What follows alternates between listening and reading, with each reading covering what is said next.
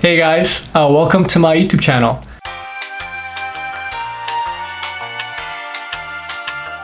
So I started this YouTube channel called Korean Yuppie, or KY for short, because I want to share my experiences and I guess my ideas on a lot of things that I talk about with my friends, including the millennial experience and my own personal story of growing up as a millennial and what that means for my identity.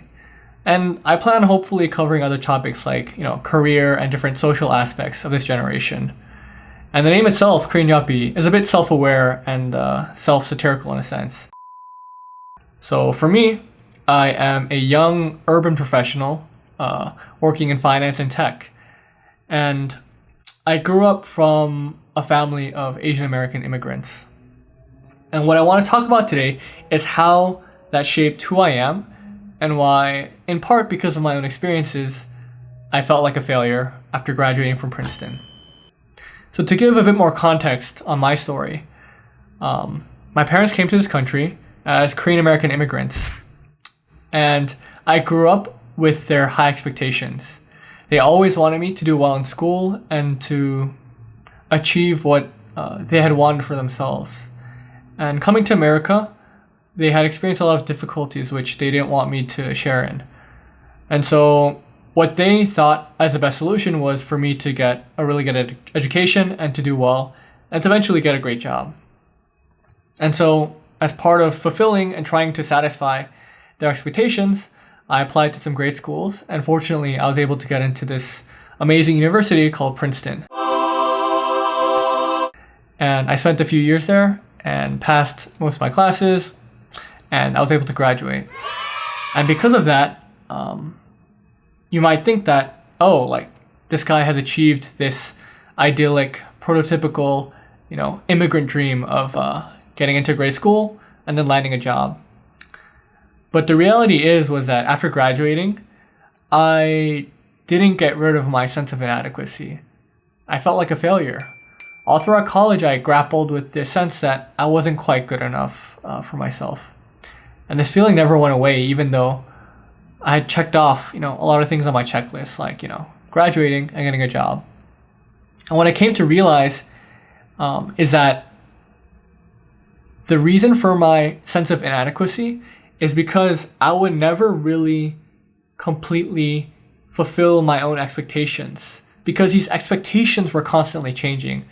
With my successes, my expectations also evolved, so that no matter how far I got, no matter how much I had achieved, my expectations would always be one step ahead. My goals would always be shifting more and more down the line.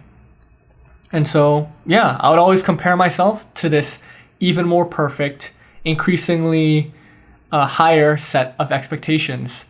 And because of that, I would never feel satisfied. And I think that this sort of narrative is common to a lot of immigrant children, because our parents give us such high expectations, and we sort of internalize these expectations as our own. And many of these, high achieving, students still battle with this sense of inadequacy, even though they come to achieve a lot of things that they wanted.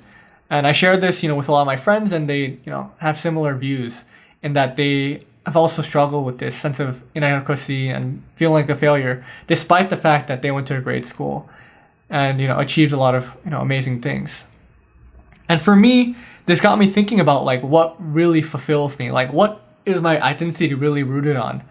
And this is a hugely personal question. And for some people, they're completely satisfied, they're completely fulfilled by their career and what they achieve in life from a societal context, right? Maybe starring in an amazing movie or becoming a doctor, right? As stereotypical as that sounds.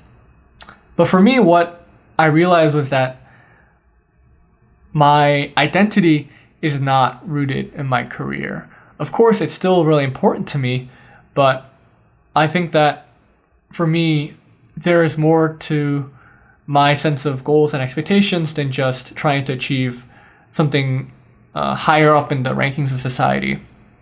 And I came to realize that family and my faith is really important to me. So firstly, as I got older with age, I started to gained this greater appreciation for my own parents and my siblings. And I realized that my family reminds me of how important it is to be loved by others and to love others in this world. And this gives me like this huge sense of value and of belonging. And so I really love my family. They're hugely important to me.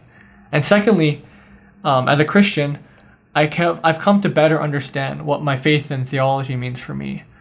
It sort of gives me this sense of purpose, and it shapes what value and meaning is in my life. And so these things are hugely important to me, and they help shape the direction in which I set my life and how I see people and I see the world. And so having realized this through this like quarter, life crisis, like what did I take away? What I learned isn't that I should work any less hard or that I should, become a monk or like a hermit in the middle of the woods just to enjoy my own existence. Rather, instead of, it didn't take away from the work and the sense of work ethic that I had, but rather it helped me to understand that my identity isn't rooted in my work alone. And my own sense of self isn't defined by my expectations or my failure to meet these expectations. And so I realized that I didn't want my life to be defined by this ever-changing idea of who I wanted to be and who I thought I should be. But rather, I became happy with who I am today and who I was before. And so, this helped me to better understand, why I felt like a failure after graduating from a great school, and why I felt like a failure after achieving the next thing, which was, to get a job. And today, thankfully I feel less inadequate, but I definitely still struggle with this sort of like non-virtuous cycle of wanting to always achieve the next better thing and never quite feeling satisfied. But I know that there are things more important to me and things that, fulfill me and make my life more complete. And so that's a bit of my story that I want to share with you today. This was Korean Yuppies or KY's first video, and I hope you enjoyed it. So if you want to listen to more of my content and to see more about, in the future, tech, finance, career stuff, life stuff, millennial identity, make sure to subscribe, leave a like, and also press the alarm bell to stay up with the notifications for when new content drops.